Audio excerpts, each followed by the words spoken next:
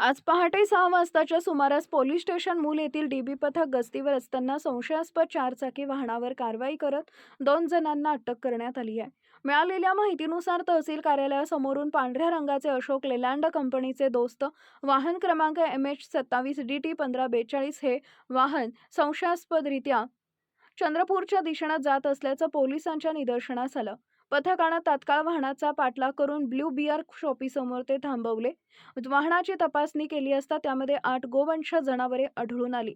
प्राथमिक चौकशीत ही जनावरे कत्तलीसाठी नेत असल्याचा संशय व्यक्त करण्यात आलाय.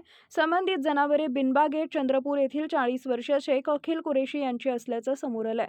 या प्रकरणी वाहन चालक गणेश रमेश गोहणे वय वर्ष 28 राहणार चिखली तालुका मूल व निलेश मनोहर मसराम राहणार चिखली यांना पोलिसांनी अटक केली आहे. ही कारवाई डीबी पथकाचे प्रमुख सहाय्यक पोलीस निरीक्षक सुबोध वंजारी यांच्या नेतृत्वात करण्यात आली आहे.